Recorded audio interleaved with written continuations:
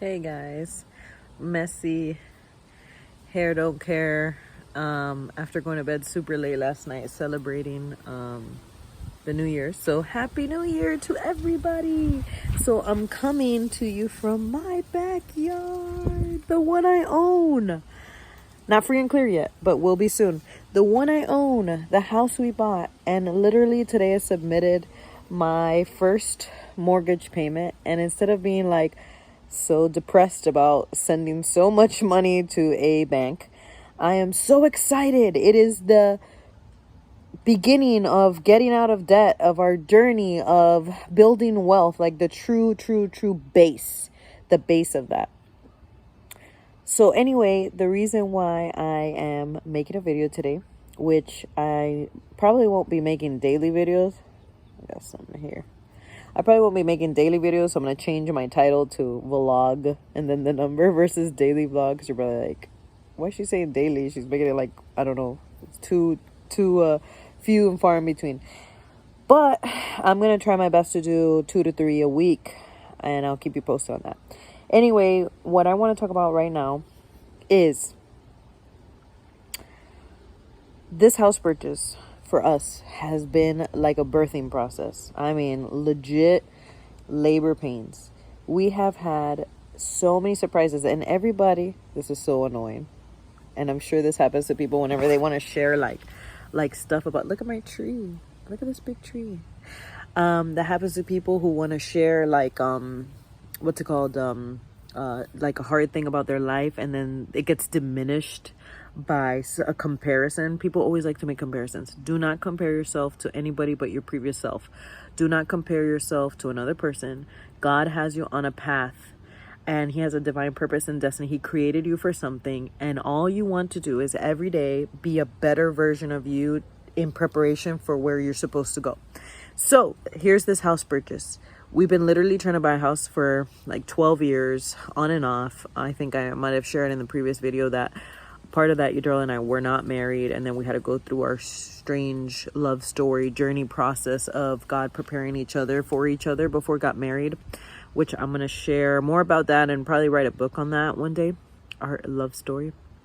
But so there's times that I'm sure it was like outside of God's will, and I'm grateful it didn't happen. But then after we were right before getting married, Yadrell was trying to buy an apartment for us. That didn't work out. Then after getting married, we've been trying to get ready, do the Dave Ramsey plan to buy something, and it took a while. Like literally this last year in 2020, we've been trying to buy from January. We ended up buying, we got under contract October and buying in November, right before Thanksgiving. My gift, I wanted a house before Thanksgiving. I wanted to do Thanksgiving there. That didn't work out, but I still got my like wish, my hope. But we got under contract in October, and that is 9 months from when we started this year. And I was like, Lord, that is a birthing.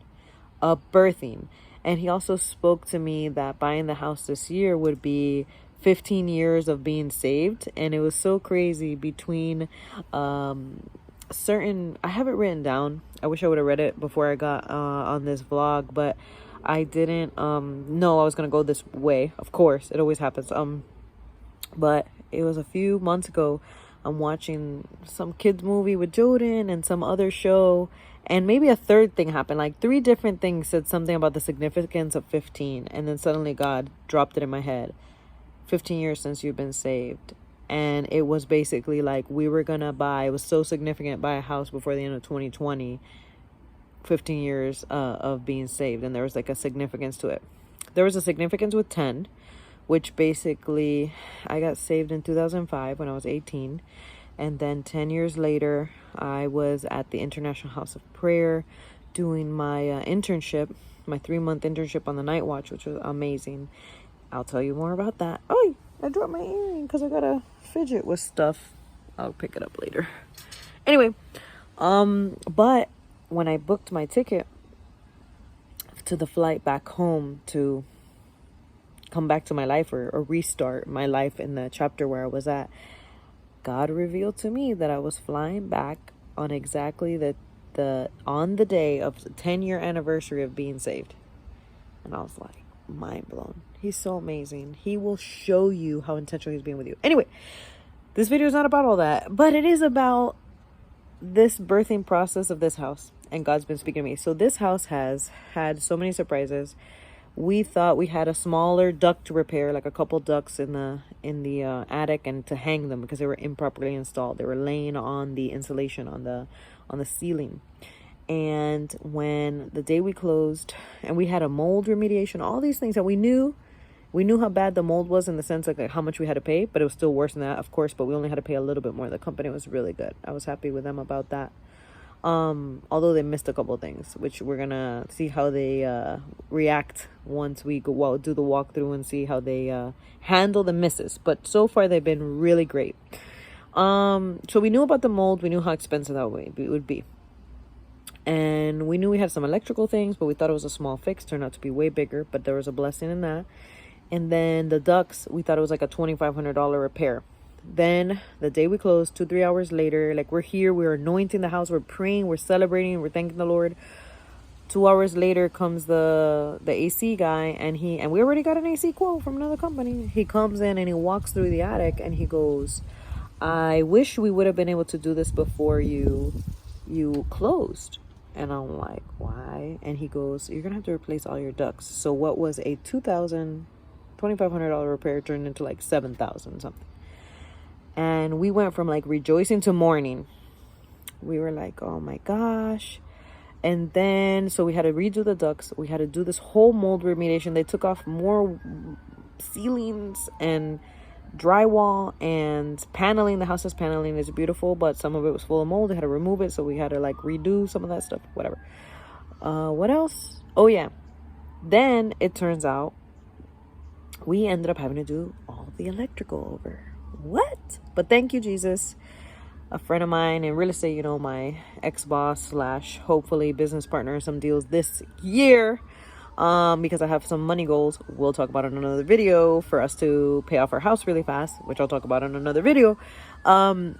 He has a guy who drove from Miami back and forth several times and redid all our electrical at like a quarter of the price. And that was just such a gift. Literally, God is so good. Although we came into this house with like way more expenses than we thought we were going to have to do, way more fixes. Like we literally did like, okay, full mold remediation, taking down ceiling, wood paneling. There was holes all over my house. To then have to get somebody to do drywall and all these things to fix it. We redid all the electric. We redid the ducts. What else did we do? We did some plumbing. And then like a million general fixes, which is normal for a house. But with that point of people going, it happens with every house purchase. You're going to tell me that's so common? You're going to have to redo the whole electrical and redo the whole duct system, and you're cutting out a bunch of walls and ceilings, and then you're going to have to fix that within a couple weeks because then you can't pay like double rent to move in, like you have a budget. It's like, no. I'm sure it does happen sometimes because it happened to us, but that's like the not so common amount of work, the mountain that we had. And we did it in like 3-4 weeks. Like that's a miracle. We bought this house on November 20 something, and we moved in just now, December 22nd. I don't even think we crossed the 30 days. So therefore, all that is a miracle. We went through the fire, but we weren't consumed. We had exactly what we needed to pay, even though we didn't want to, or it sucks really bad, but we weren't overcome by it. And then as I keep talking to the Lord, because now we have some other challenges, like there's some humidity control issues because the house has a crawl space. I mean, we bought an old house, like, and it looked great. Like, that's the thing. It looked like it was so well maintained. We wouldn't have to do anything real serious. And then suddenly, as we peeled back the layers, it was worse and worse and worse. And now still a couple issues. There's a leak in the kitchen faucet we have to deal with. Whatever. I'm not even worried about that. I mean, if we handle all that we did, and we were like 2-3 hours away because we moved from the east coast of Florida to the west coast of Florida, and yet we could do it. I mean, amazing. Anyway, point is, as I keep talking to the Lord about this whole thing, I go, God, what's up with this? Like, why has this transition been so hard? And he said to me, he said, and nothing great comes without its challenges. Nothing great comes without its challenges. This house signifies a breakthrough for us financially, signifies that we're crossing into something new, that we're on our way to leaving a legacy for our kids, that we're breaking generational curses. I mean, like, it means so much. And he said, nothing great comes without its challenges. So if you experience obstacles, opposition, push through, face it head on. You may go through the fire, but you will not be consumed. You can make it.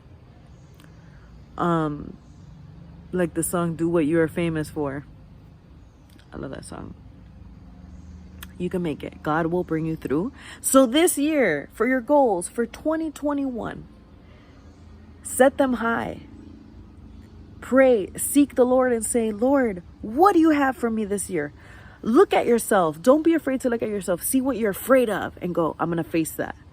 See what's been holding you back, or what are challenges you haven't been able to overcome. Like even weight loss. I know everybody sets a weight loss goal right at the beginning of the year. Don't be so super hard on yourself and be like, I need to lose 1 million pounds in like 2 weeks. No, but like legit go, what's going on with me mentally that I can't control my eating, or I make poor decisions, and how do we shift that? But face your junk. And every time stuff gets hard, say nothing great comes without its challenges. So go after something great this year. So happy New Year's. God bless. And I'm going to be making more videos more often. And I'm going to be working my book this year. I got so much. And sorry, I mean, you're literally going to see me. I'm a mom of 2 littles. Just got a house, got grays. You know, that's what I'm going to talk about every time. It's called wisdom. It's called wisdom as a crown of glory, my grays. But I'm going to keep making videos. I might look crazy because I only have a few moments in the day. Right now, my kids are watching TV like a good mom. Just let the TV raise them. And, but I'm going to make videos when I can and share my heart, my experiences, and hopefully some nuggets that's going to help change your life for the better. Kill it, y'all. Today is the 1st of January, 2021. Sit down, write something down. Set some benchmarks. Review yourself quarterly. Do not let this year pass without you being intentional to seek what God has for you. And nothing great comes without its challenges. See you soon.